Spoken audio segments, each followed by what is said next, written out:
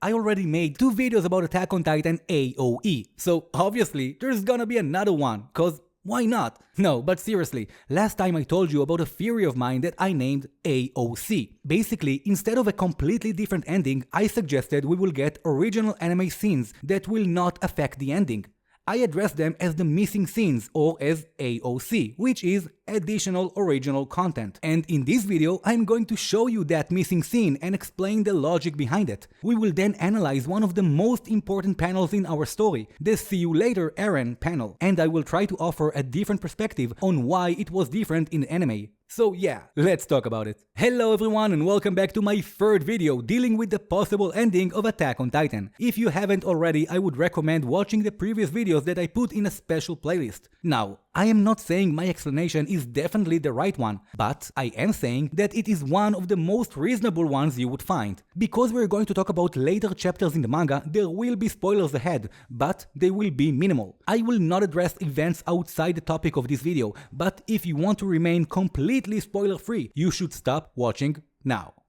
So to prove to you a scene is missing, I first need to make sense of the cabin scene. And the best way to do that is to compare it to the conversation Armin had with Eren in the paths. Okay, so one of the main problems I see people having with the cabin scene is not understanding where it actually takes place. The paths are a place beyond time and space. That's why Eren and Armin appear to be growing up as they keep on going, but cabin Eren and Mikasa stay the same. For Eren and Armin, there is a change of locations all the time, while cabin Eren and Mikasa are in a fixed location. For Eren and Armin, there isn't a distinct sense of time passing by, but for cabin Eren and Mikasa, there is a clear sense of time passing.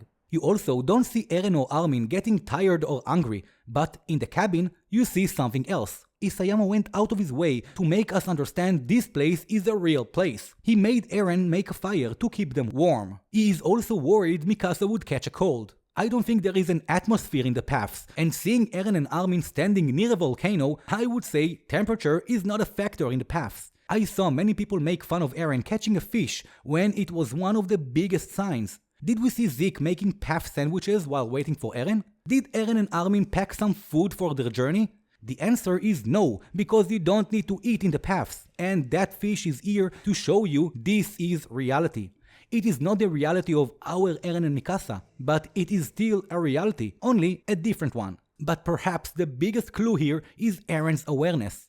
With Armin, Eren is aware of everything that happened up until this point, but for cabin Eren it is clearly not the case, and also different from Mikasa. While Mikasa remembers everything, this Eren seems to remember a completely different set of events. He is not aware of the events of our reality, because in his reality, something different happened. By the way, there is a more in-depth explanation of the cabin scene and how this reality was created in this video. And also, if you like my stupid accent, make sure to subscribe. That would help me a lot. Now, I know what you're about to say, so no. This is not Eren Yogurt or whatever silly name you gave him. This is without a doubt Eren Yeager, only this one had different experiences, including different answer from Mikasa, which, by the way, was the reason they got to the cabin. This was her idea to run away together in this reality. In this chapter, we finally find out that the See You Later Eren never happened in the reality we were following. It was always a moment between cabin Eren and Mikasa. That was their final moment, their goodbye, a moment that our Mikasa also shared.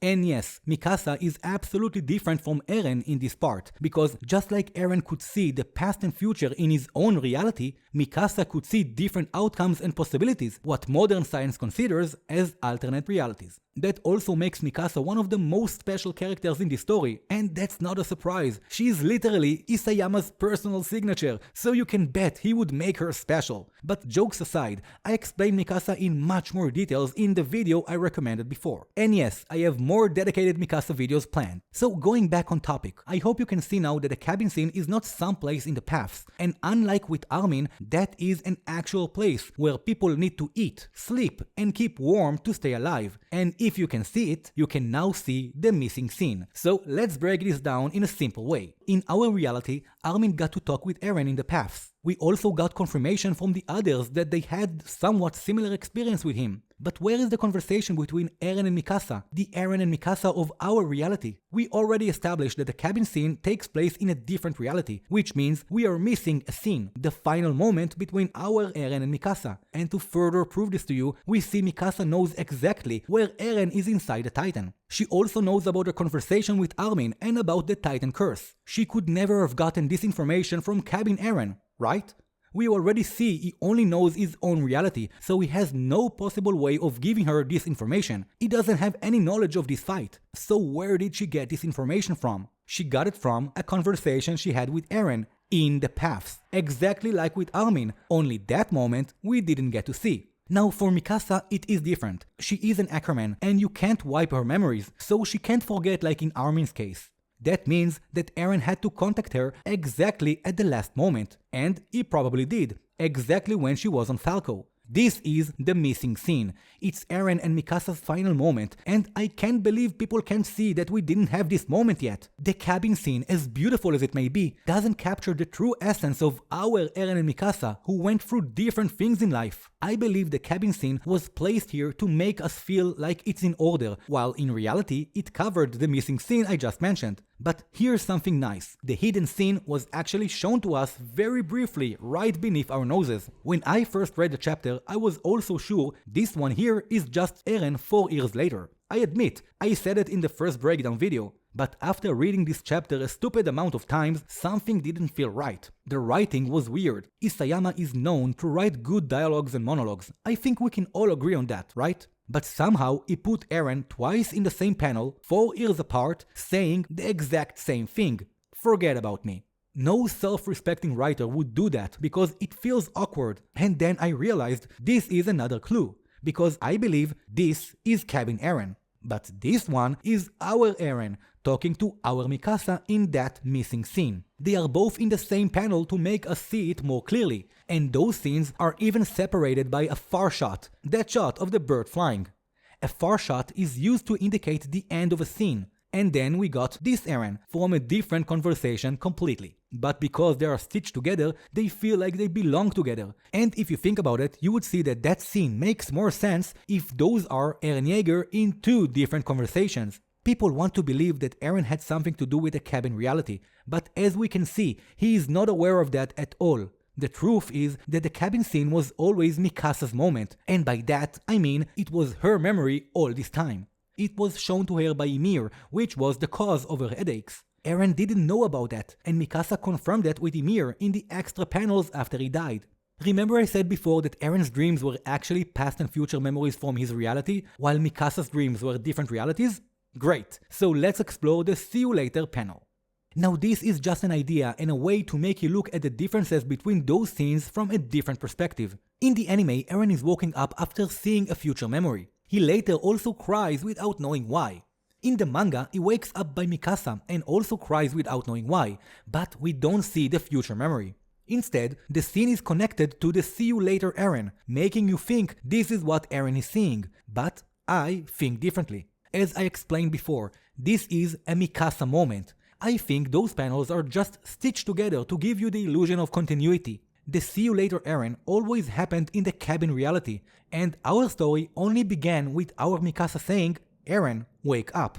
Again, seems fluid, but Isayama knows how to trick us, so it's very similar to the double Eren saying forget about me twice like before. Just a smart way to distract us.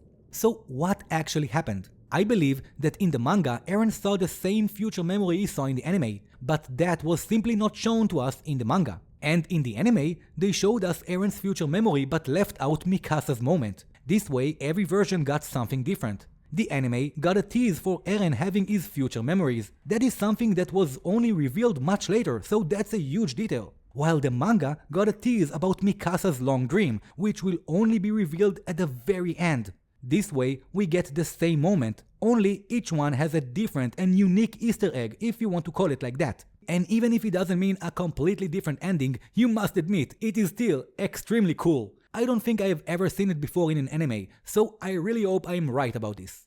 And that is AOC, my friends, the additional original content I predicted a while ago, so please feel free to let me know what you think. Did my video make you see things in a different light? Or are you still not convinced? What is better, AOC or AOE? Let me know right now! Also, if you like my content, then subscribe and follow me here and on TikTok. I'm actually everywhere, so just come say hi. And that is all for this one, and I hope you enjoyed. I will see you all in my next video and even sooner in the comments. But until then, let me just remind you all to dedicate your hearts to all of humanity, inside and outside the walls.